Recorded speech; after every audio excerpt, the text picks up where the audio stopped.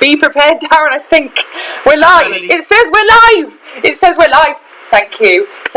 Right, okay. I don't know what people can see right now because there might be a delay and I'm clapping like a crazy person, but I think we might be live on YouTube right now.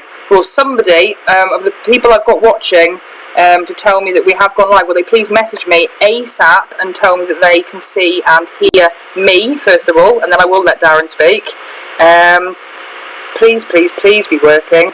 Why is it not working on my phone? It says it does say we're live. On my phone on my computer it says we are live on YouTube. We are live. I just played on my phone. We're live. Oh, that's right. Don't swear. Do not swear, anybody. Right. So we've got the split screen, the two of us. Yes. So welcome to a new era, everybody. I'm just turning you up, Darren. Now, right, everybody who's watching this, of which there's about 3 people who've persevered with us for the last 20 minutes of us trying to get this to work, I apologise if I sound a bit tinny. I apologise if there's an echo. I apologise if Darren isn't the loudest. This is a trial and error project that we're working on. Okay, we're on. I'm getting some terrible messages already of horrible people trying to make me say terrible things live on YouTube. But yeah, apologies for anything that doesn't sound like we're in a great studio. We're not. Darren, I'm going to let you speak now because I'm nervous talking. Well, I have to apologise first of all for the hairstyle. This is my lockdown hairstyle. It's grey, it's wild. The waistline is expanding. I am walking the dog every day, but sadly at 4 o'clock every afternoon I have coffee and cake. I am looking like a hippopotamus. I've got that word out of the way because Richard Clark said he would donate £20 to the NHS if I could get hippopotamus into this broadcast. I am the hippopotamus. There you go. Well, funnily enough, Darren, during the lockdown, I myself have almost retreated into my shell somewhat, like a turtle, some might say. So that's another £20, Rick, that you need to donate to the NHS. Yeah, now, I believe you're on one of these. I am. We'll get a virtual toast. Yes, yeah. I was rather worried last night when I did my Friday night broadcast because I thought I'd run out of elderflower, even-3 elderflower tonic, but I found one. So here's my Hendrix. Stay safe, everybody. That's the message, of course. It is. That does mean, by the way, everybody who's watching this, that after that G&T is finished, Darren is going straight onto the G. Just on its own. Meet Gin first tonight. Sarah, it's been well received. Fair play to Julie Park. Big thank you.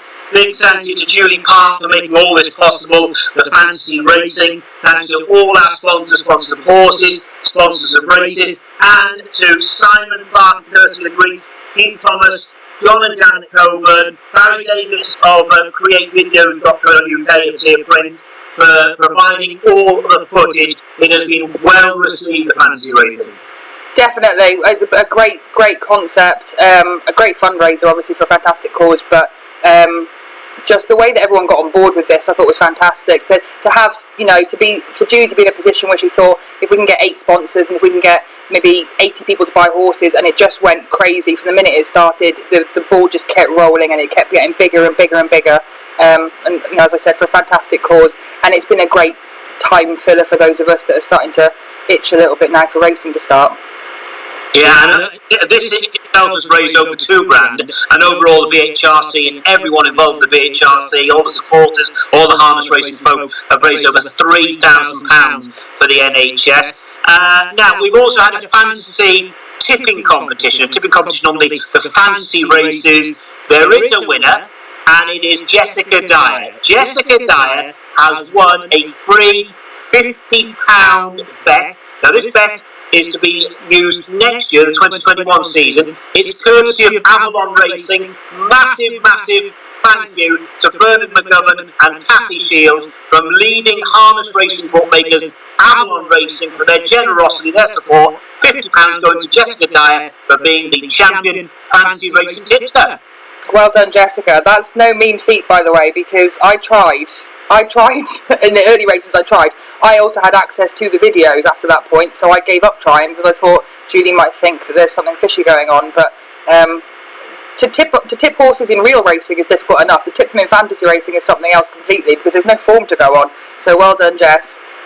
Yeah, excellent work. Now, girls, we've had the lower grade and higher grade finals tonight.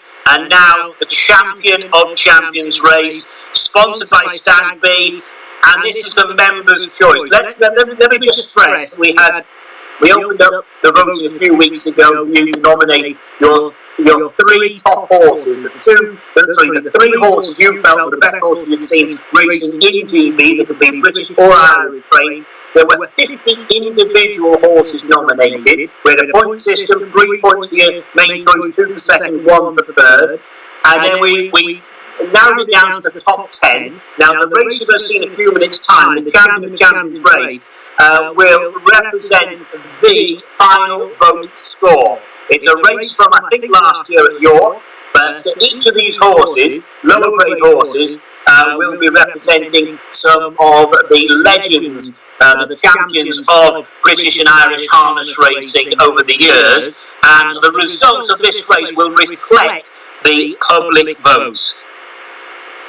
This in itself, by the way, sorry, don't interrupt, Darren. This in itself is another great concept. I have to say, I don't know if it was you that was behind this, but this, to me, this is a long overdue concept to have been introduced. And it's amazing. Some top horses weren't even nominated in the top 50, let alone the final 10. It's amazing. It's all a matter of opinion. I just stress to people out there, people who own and train horses or own some of the legends over the years, don't get too upset. This is just public opinion, not my opinion. It's not the BHRC's opinion. This is public opinion. And we've got the top 10. What I've got to say at this point is I really do think that the Slack family, Arthur Slack, should be inducted into the British Hall of Fame for harness racing, because 4 of the top 10 horses were associated in one way or another to the Slack family. Amazing. Absolutely incredible achievement. I mean, to have one horse that you either bred, owned or trained in that top 10 is something, but to have 3 horses that you directly bred yourself and a 4th horse then that you purchased and owned and trained to have the career that she had as well on top of the 3 that you've bred yourself, I mean, that it's so difficult to comprehend. In this day and age, it's so difficult to comprehend, but it's breeding and it's training that has stood the test of time. Those horses, thoroughly deserve to be in the top 10, but as an individual and as a family, the Sacks, to have achieved that now, looking back, I just think that's absolutely incredible. So we've got the 10 horses, 4 of them are actually Hall of Famers, and I suggested to you earlier on, Sarah, that maybe this gives us an opportunity to induct the other 6 horses who are at the moment not Hall of Famers into the BHRC Hall of Fame. Oh no, I 100% I agree. I think there is no greater sort of show of support really than to have had this public vote. And for members of the public and harness racing fans across the United Kingdom and Ireland and possibly further afield, who knows, to actually say, no, these are the horses that we feel have been the best over the last however many decades. I firmly believe that those 6 that aren't currently Hall of Famers are more than entitled to join the 4 that already are and be entered into the BHRC Hall of Fame. Right, should we run through the 10 horses before we enjoy the race? Yes, we have 5 minutes, so we need to be brief. I need to chat less and concentrate more. Right, Montroyd Mystery. I've got to say, Montroyd Mystery, when I started harness racing in the late 80s, this is the first real champion I remember watching. I remember Evelyn Slack driving this top mare. She was a record holder. And second down, a Stone Riggs Mystery. Yeah, I mean, this is slightly before my time because I'm a little bit younger than you, Darren. But no, Montroyd Mystery is one of those. She's a household name. She is a household name, certainly in this household anyway. And as you mentioned, with Stone Riggs Mystery being a grandson of Montroyd Mystery, that in itself kind of gives you the measure of the mare, and to be the only mare in the top 10 as well. Bred by Mrs. K. Metcalf. I don't know Mrs. K. Metcalf. I don't know if she's still alive. I don't know if she has family that keep any interest in harness racing. I have done a little bit of digging with the Haythorne Thwaites because they don't live too far away, and the only thing I found out so far about Mrs. K. Metcalf is that she used to fill the milk bottles for Alan Haythorne Thwaites' milk round. So, but if we could find any connection to Mrs. K. Metcalf, it would be fantastic just to let her know that Montroyd Mystery has made the top 10 and will be inducted into the Hall of Fame as well. Yeah, Alan Haythorne's went the fastest milkman in the West. Number 2, for a few dollars more, for Carmel and Walter Stewart, Derby winner back in the day, famous Russell Pace, Crock of Gold, and the Hall of Famer. Yes, I remember the first time he ran on British soil in the qualifier at Tregaron in May 2008. It was the first day I ever worked as a groom at a harness racing meeting, and to be a sire now of a Group 1 winner in loose change. It's longevity. It's working through. A champion is starting to produce champions as well. So definitely a worthy top 10 horse. And then, of course, Stone Riggs Mystery, won the Crock of Gold in 2012, 2015, top 3 brawler, 43 wins from 80 starts. An incredible strike rate, a horse that I absolutely adored watching race. For me, he was the epitome of the romantic horse racing story, winning a Crock of Gold, losing the following year and coming back to reclaim his title as a Copperwell champion, very much in the style of Corto's Star with the Gold Cup. Stone Riggs Mystery for me was a horse that never knew when he was beat, and I think he epitomises the phrase, form is temporary, class is permanent. And JR, I remember that night in Wolverhampton on that great 5/8 track they had there at Dunstable Park. I was calling the race, Stone Riggs JR, Stevie Leeds drove, and I just remember in that stretch drive, the horse was clear. I remember just saying the only thing he has to beat now is the clock. It was a record then, 1:55.7, Stone Riggs JR. What a superb horse he was. The fact that his record stood for as long as it did, I think, speaks volumes about the horse. I never saw him race, but the fact that the first time I ever laid eyes on him was standing as a stallion at stud, and I felt like I was in the presence of greatness. He held himself so well. I think that he is somewhat of a legend, certainly in Wales and probably across the country, and he's already been inducted into the Hall of Fame. I just think that he has stood the test of time as a household name. Yeah, 125 starts. Even with Son of a Gun, he is a living legend. He's still strutting his stuff at a really good level in Canada. He was 7 times a Group 1 winner over here, dual Crock of Gold winner. I really enjoyed calling him. I try not to be biased. I love horses, I love horse racing, but this horse 100% has my heart. I absolutely adore Even with Son of a Gun. It just in everything about him as a horse, as a racehorse. He's what keeps people dreaming of owning a horse like that. In my opinion, it's when you breed a horse and when you start training a horse, you are hoping upon hope that you can have a horse that is as good as Even with Son of a Gun. I think he sets the bar completely. He is my all-time favourite horse. I hate to be biased, but he is. And Doombeg, top class racehorse that he was, little horse, big heart, making it as a stallion now. This is a horse who was a 3-year-old was good enough to run in the Jug. Yeah, and I was there at Almond Valley the night that he broke the world record for a mile on less than a half-mile track, 1:53.7. There weren't that many of us there, but that was an electric mile. It was an amazing feeling being there and actually witnessing it in the flesh. I remember standing, watching him come off the last bend, looking at the timer and saying to the person next to me, "Look at the clock." I loved Doombeg. I thought he was a great little horse. The fact that he was small made it so much a greater story, but he had the heart of a lion as well. And a great sire. He's produced some great racehorses since.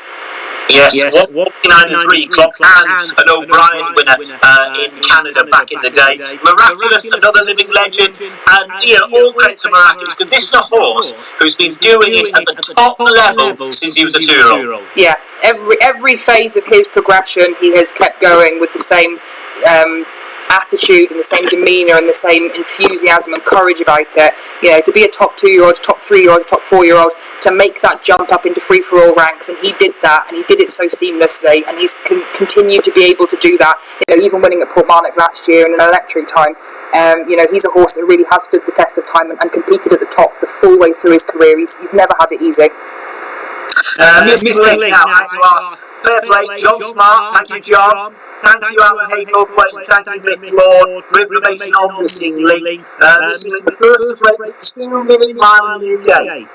Yes, again, before my time, but I was actually Mags Hodgson put a couple of bits and pieces on Facebook earlier today, a poem that had been written by Gordon Barker, which honestly I tried to read it out loud and it did put a lump in my throat, and a big write-up about the day that he did go 1:59.9.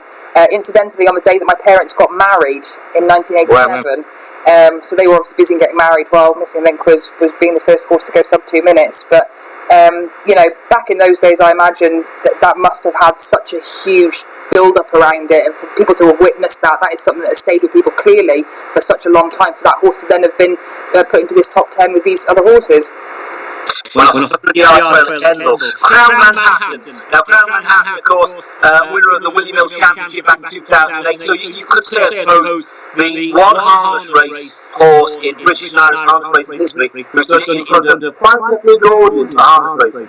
Yes, very much so. And for me as well, not only as a racehorse, but now having gone on as a sire to become the first horse to actually have won the Clock of Gold and produced a Clock of Gold winner in Gentleman Jim, you know, that in itself speaks very highly of the quality of the horse that Crown Manhattan is. It's these horses that are able to race here at the highest level and have then gone on to give that will and that ability to their offspring as well. So Crown Manhattan, for me, you know, thoroughly deserving to be in the top 10 as well.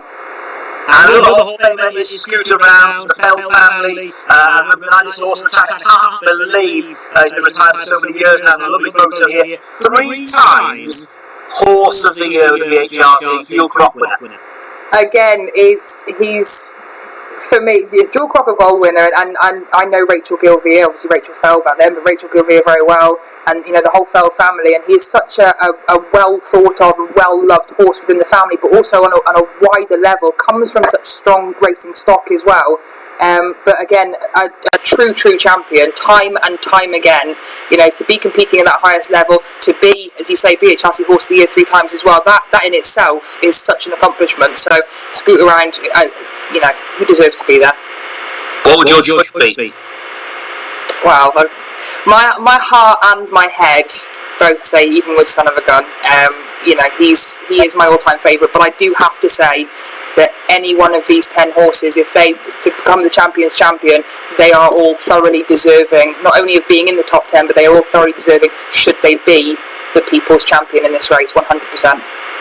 Now, I've got to stress once again, the order they finish here is the order they came in with the vote. So the winner of this race was the horse who actually attracted more votes than any other. They finished in the order they finished in the poll. I have to stress that right now. So I think we've teed it up nicely. Yes, we have. Now, I don't know. I've uploaded this video onto YouTube. I've got it primed and ready to go, and I do not know the outcome of this race because I wanted to watch it when everybody else was watching it. So good luck to all 10 that are in it. I know it's going to be an absolute belt of a race to watch, and I'm so glad that this has worked in some capacity. We will do this again, Darren.